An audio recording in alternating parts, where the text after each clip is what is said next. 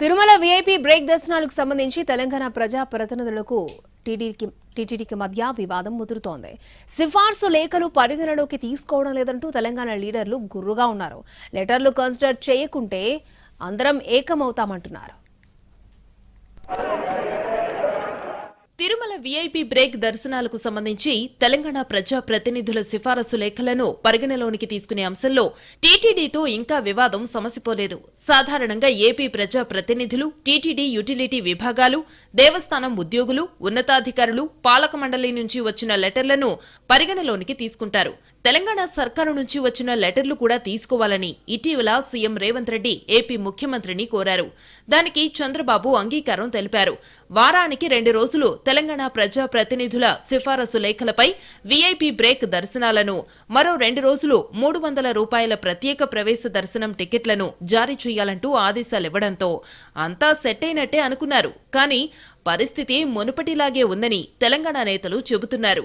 మొన్న తిరుమలకు వెళ్లిన ఎంపీ రఘునందన్ రావు ఇదే విషయాన్ని ప్రస్తావించారు. తెలంగాణ ప్రజా ప్రతినిధుల సిఫారసులను అనుమతించడం లేదని ఆయన అసహనం వ్యక్తం చేశారు. దీనిపై సీఎం చంద్రబాబు వెంటనే స్పందించాలని డిమాండ్ చేశారు. టీటీడీ బోర్డు కూడా అత్యవసర సమావేశం ఏర్పాటు చేసి ఈ అంశంపై చర్చించాలన్నారు. లేదంటే తెలంగాణ ప్రజా ప్రతినిధులంతా తిరుమల వస్తామని, అప్పుడు టీటీడీ ఏం చేస్తుందో చూస్తామని హెచ్చరించారాయన. 294 మంది ఎమ్మెల్యేల లేఖలని అకామిడేట్ చేయగలిగిన టీటీడీ ఈరోజు కేవలం 153 మంది ఆంధ్ర ప్రాంత ఎమ్మెల్యేలకే పరిమితం కావడం అనేది బాధాకరమైనటువంటి విషయం.